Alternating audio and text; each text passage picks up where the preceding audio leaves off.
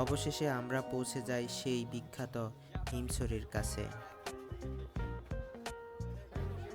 এখান থেকে আমরা টিকিট সংগ্রহ করি। প্রতিজনের টিকিটের মূল্য ধরা হয় ৩০ টাকা করে। গেটে ঢুকতে চোখে পড়ে বিশাল এক সিঁড়ি। এটা পাড়ি দিয়ে উঠতে হবে হিমছড়ি পাহাড়ে। অনেক সময় নিয়ে এই সিঁড়িগুলো পাড়ি দিয়ে উপরে উঠতে হয়। এরপর আরেকটা সিঁড়ি আমাদের পাড়ি দিতে হয়।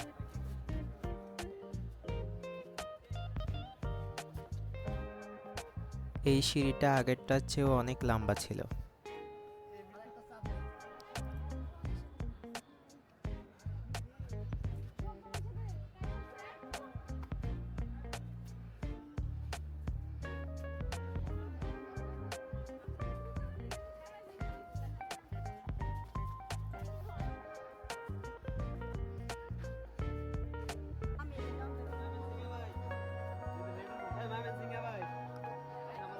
সর্বশেষ আমাদেরকে ছোট্ট আরেকটা সিঁড়ি পাড়ি দিতে হয়।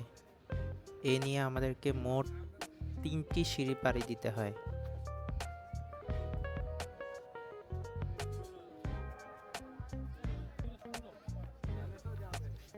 অবশেষে আমাদের কাঙ্ক্ষিত লক্ষ্যে পৌঁছাই।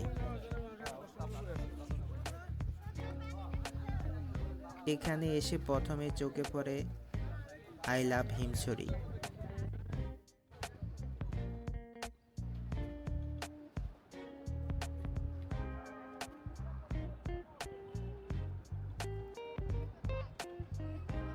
এখানে মানুষ ছবি তোলা নিয়ে ব্যস্ত।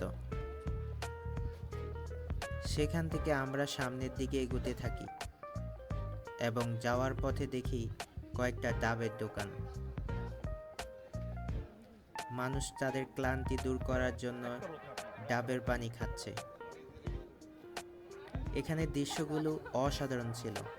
সবুজ গাছ দিয়ে রাস্তাগুলো ঢাকা ছিল। এই গরমের মধ্যেও ঠান্ডা বাতাসের প্রবাহিত হচ্ছিল।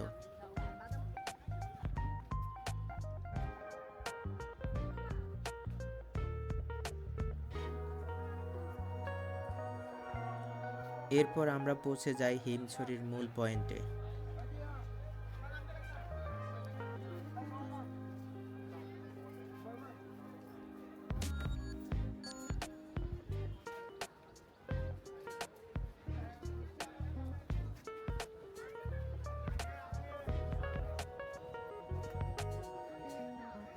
এখানে সুন্দর করে বোর্ডে লেখা আছে, আমরা এখন হিমছড়িতে। এখানে সবাই ছবি তোলাতে ব্যস্ত এবং এখান থেকে বিশাল সমুদ্র সৌন্দর্য দেখা যায়, যার কোনো কূল কিনার দেখা যায় না। যেন মহান সৃষ্টিকর্তার কি অপরূপ সৃষ্টি। গরমের মধ্যেও ঠান্ডা বাতাস মনকে শান্ত করে দিচ্ছে।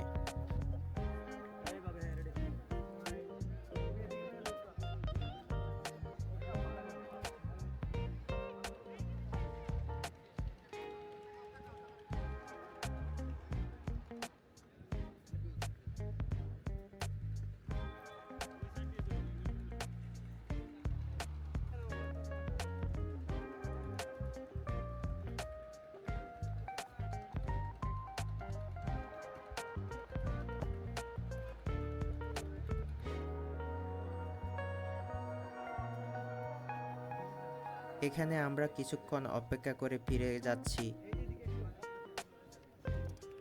আমাদের পরবর্তী স্পটে। সেটা হলো হিমছড়ির ঝর্ণা।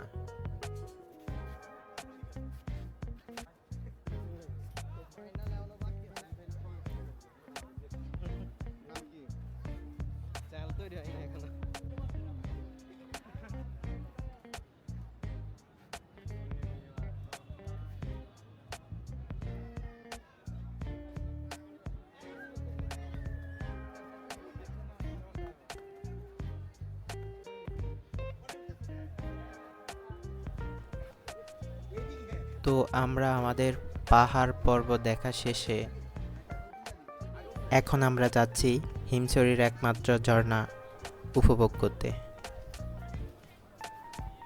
যাওয়ার পথে সারি সারি দোকানের মেলা দেখতে পাই। এখানে বিভিন্ন রকমের জিনিসপত্র তারা বিক্রি করে। আপনারা চাইলে এখান থেকে আপনাদের প্রয়োজনীয় জিনিসপত্র ক্রয় করতে পারেন।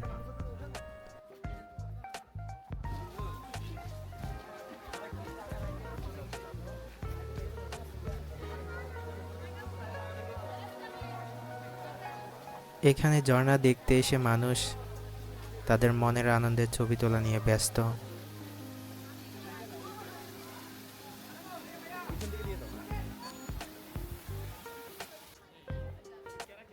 এখানেই শেষ হয় হিমছড়ির সাগর, পাহাড় এবং ঝর্ণার সৌন্দর্য দেখার যাত্রা।